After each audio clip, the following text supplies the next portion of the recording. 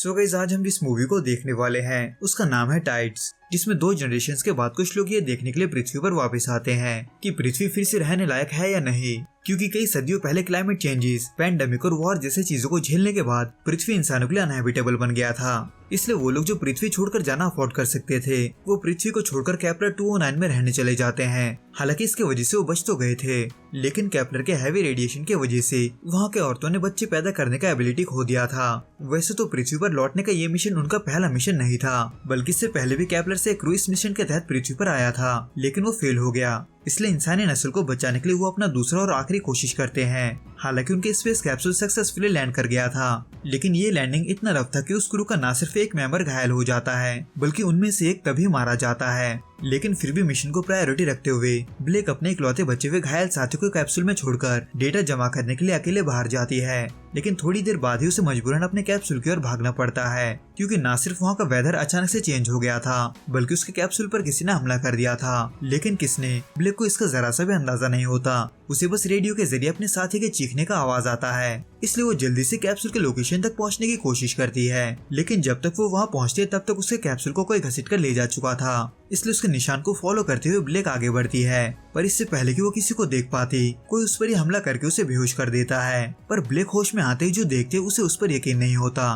क्योंकि उसके सामने न सिर्फ सर्वाइवर थे बल्कि बच्चे भी थे, यानी कि वहाँ के बचे हुए इंसानों में अभी रिप्रोडक्शन का काबिलियत था। इसलिए ब्लेक इसके बारे में जल्द से जल्द केपलर में मौजूद अपने लोगों को बताने का सोचती है। पर अब जब उसका साथी बुरे तरीके से जख्मी था, तो ऐसे में ब्लेक उन लोगों से अपना मैड पैक वापस मांगती है, जो कि फिलहाल उन लोगों के कब्जे में था। हालांकि ब्लेक को अपना मैड पैक उनके एक जख्मी आदमी को ठीक करने के बाद मिल तो जाता है, पर ब्लेक का साथी जो क्रिटिकल स्टेज पर पहुंच गया था, वो मिशन पर बोझ न बनने के लिए खुद ही अपना जान ले लेता है, जिसकी वजह से न सिर्फ अब ब्लेक को वहां से निकलना था, बल्कि उसे अपने मिशन के खातिर बायोमीटर भी ढूंढना था, यानी कि वो डिवाइस जो इन सभी डेटा को केपलर तक भेज सकता था। पर ब्लेक का बायोमीटर भी उन सर्वाइवर्स के पास ही होता है, इसलिए ब्लेक वहाँ से बाहर निकलने के लिए वहाँ कुछ दिन फंसे रहकर मायला नाम की एक लड़की से दोस्ती करती है। पर इससे पहले कि उसके हाथों बायोमीटर लग पाता, वहाँ दूसरा सर्वाइवर ग्रुप आकर उन पर हमला करते हुए उनमें से ज्यादातर लोगों को किडनैप करके अपने साथ ले जाते हैं। और बचते हैं सिर्फ वही जो ब्लेक के साथ छुपे हुए थे, जिनमें से मायला की माँ नार्विक भी होती है, जो मायला को वहाँ ना पाकर मायला को बचाने के लिए उस दूसरे ग्रुप के पीछे जाती है। हालांकि ऐसा करने वाली वही अकेली नहीं होती, बल्कि ब्लेक भी नार्विक को फॉलो करते हुए उनके पीछे जाती है, क्योंकि वो लोग ब्लेक के बायोमीटर को भी अपने साथ ले गए थे।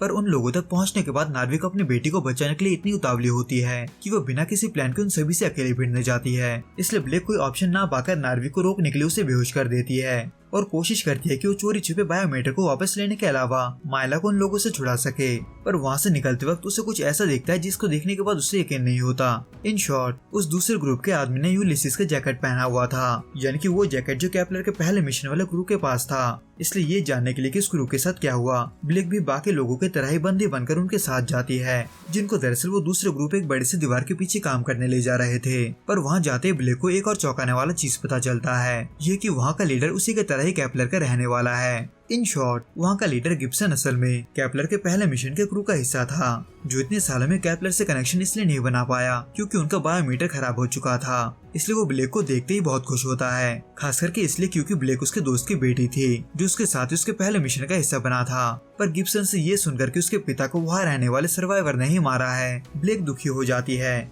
जो असल में गिब्सन चाहता भी था ताकि ब्लेक उसका साथ दे। इन शॉर्ट, गिब्सन असल में वहाँ कुछ घिनौना प्लान कर रहा था, यानी कि वो जिन छोटी लड़कियों को पढ़ाकर अच्छा बन रहा था, वो असल में उनको केपलर के लोगों के लिए तैयार कर रहा था ताकि वो अपना पॉपुलेशन बढ़ा सके।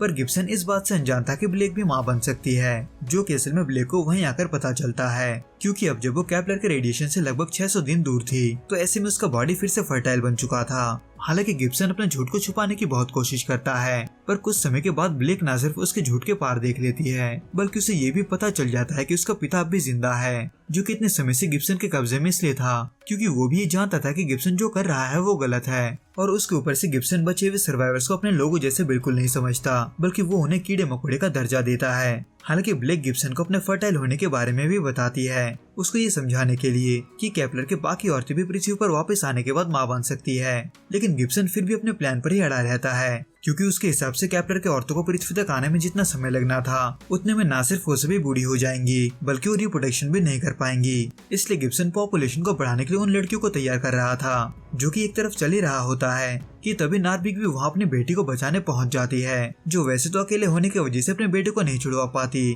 पर थोड़ा सोचने के बाद ब्लेक गिब्सन के खिलाफ जाने का फैसला लेती है और नार्विक के अलावा उन सभी को वहाँ से छुड़वा लेती है, जो ना जाने वहाँ कब से बंदी बने हुए थे।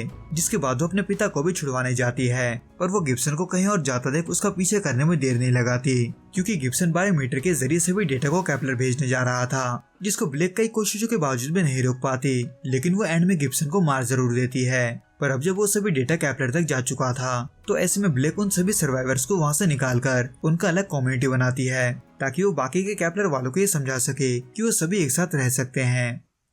तो दोस्तों, इस वीडियो में बस इतना ही। मैं आपसे फिर मिलूंगा कुछ नए और ऐसे अनोखे मूवीज के साथ। अगर आपको ये वीडियो पसंद आए तो प्लीज इस वीडियो को लाइक, शेयर और प्लीज इस चैनल को सब्सक्राइब जरूर करें। Till then, good bye and be safe.